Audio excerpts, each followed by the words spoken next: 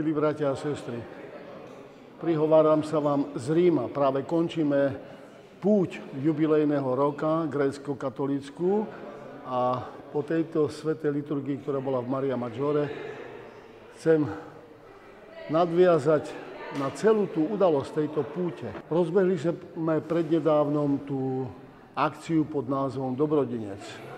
A ja si tak uvedomujem, že najväčším dobrodincom je Boh, je to Ježiš Kristus. Ten nás obdaroval. Nie my sme mu niečo priniesli touto púťou, ale on nás tu čakal a obdaroval, myslím, vrchovato každého jedného z nás. A to je taká pripomienka a otázka a prosba pre vás všetkých. Tak v prvom rade samozrejme ďakujeme všetkým, ktorí sa do tejto akcie podpory našej cirkvi zapojili. Ale chcem trošku aj povzbudiť tých, ktorí tak možno, že váhajú, alebo sa aj trošku vyhovárajú. Nebojte sa. Boh stonásobne obdaruje človeka, ak on sa zapojí do podpory cirkvi.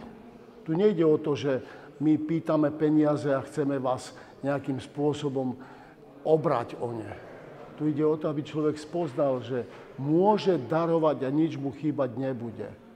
Viete, je jedna taká, ja si pomôžem takou príhodou, ktorú nám rozprával jeden kňaz, ktorý bol členom jednej organizácie, ktorá zabezpečovala osobné autá do misií. A oni mali takú vždycky ako povzbudzujúcu katechézu, čo sa týkalo Samaritána. Hovorili, keby ten Samaritán nemal toho oslíka, no čo by si asi poradil s tým zraneným? Hej?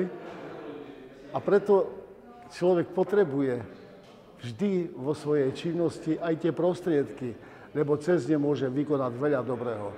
Možno sa nám zdá, že tvoj dar nemá veľký význam, alebo že je jeho málo. To nie je pravda. V očiach Božích je každý dar veľkým, ak je dávaný z lásky. Tak ako Boh z lásky nás obdaroval na tejto púti a my to chceme priniesť domov, ja vás prosím, vyzývam, povzbudzujem, nebojte sa. Dobrodinec je len jeden. To je Ježiš Kristus v nás. Sláva Isusu Kristu.